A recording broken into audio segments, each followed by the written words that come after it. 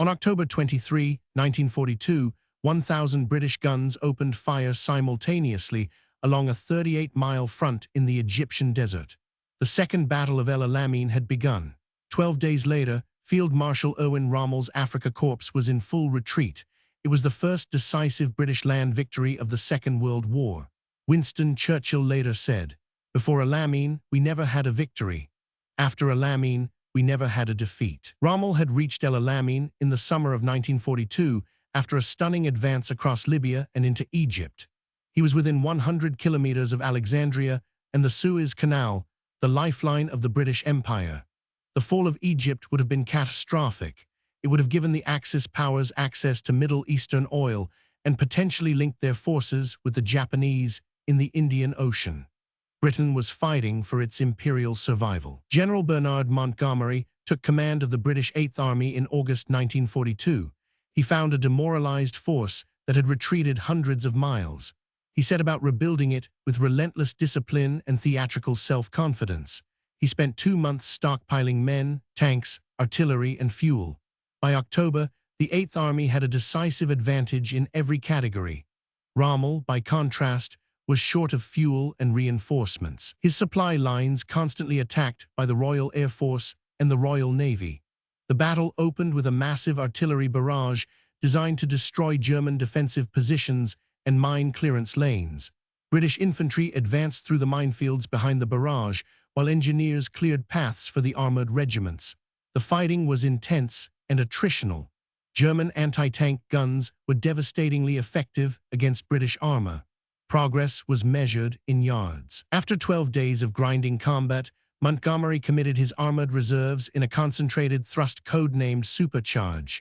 The Germans could not hold. Rommel had too few tanks, too little fuel, and no prospect of reinforcement. He requested permission from Hitler to retreat.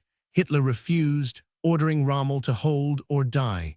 Rommel waited 2 days, then disobeyed. The Afrika Korps began its retreat westward, a retreat that would not stop until Tunisia, 2,000 kilometers away. El Alamein cost the British and Commonwealth forces around 13,500 killed and wounded. German and Italian losses were higher.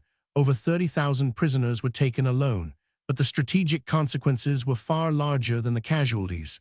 The threat to Egypt and the Suez Canal was eliminated permanently. Within days, Anglo-American forces landed in French North Africa in Operation Torch. Rommel was caught in a closing vice. By May 1943, all Axis forces in North Africa had surrendered.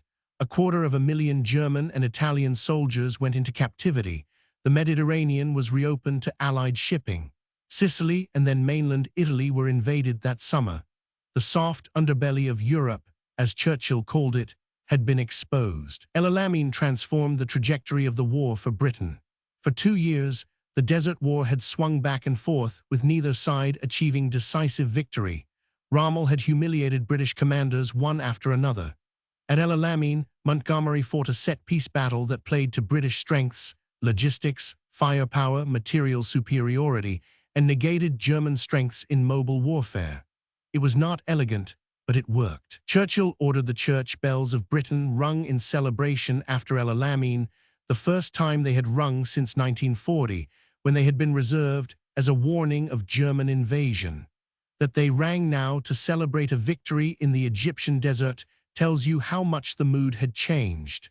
The tide had turned, not yet won, but irreversibly turned.